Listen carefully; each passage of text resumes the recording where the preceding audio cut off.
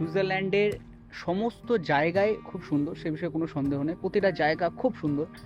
কিন্তু যদি পার্টিকুলারলি বলতে যাওয়া হয় যে কোন জায়গাটা সবচেয়ে বেশি সুন্দর, তাহলে সেটা হচ্ছে ইন্টারলেকেনের এই পার্টটা, যেখান থেকে অ্যালপস পর্বতটা ভাঁজ খেয়ে একদম ওপর পর্যন্ত উঠে যায় এবং ইউরোপের সর্বোচ্চ শৃঙ্গ তৈরি করে, যেটার নাম হচ্ছে ইয়ংফ্রাউ। প্রোনাউন্সিয়েশন আলাদা হয়, স্পেলিং আলাদা হয় এখানে, এটা একটা অদ্ভুত ব্যাপার। নামটা শুরু হয় বোধহয় JUNG এরকম করে, কিন্তু যে উচ্চারণটা হয় না, ইয়ংফ্রাউ বলে ওরা। যাই হোক, তো এটা হচ্ছে ইন্টারলেকেন ইস্ট, এখানে বলে ইন্টারলেকেন ওস্ট, কারণ ইন্টারলেকেন ওস্ট আছে, ইন্টারলেকেন ওয়েস্ট আছে, দুটো পার্ট, দুটো লেকের মধ্যেখানে শহর, সেই জন্য এটার নাম ইন্টারলেকেন। দুটো লেকের, একটা লেকের নাম হচ্ছে থুন আর আরেকটা লেকের নাম হচ্ছে ব্রিয়ান্স। থুন লেকে আমরা আগের দিন বোটিং অলরেডি করেছি, আজকে ব্রিয়ান্স লেকে একটু বোটিং করতে এসছি, কারণ আজকে আমাদের হাতে একটু সময় আছে, এক্সট্রা টাইম, আর এটাই লাস্ট বোট যেটা যাবে এখান থেকে।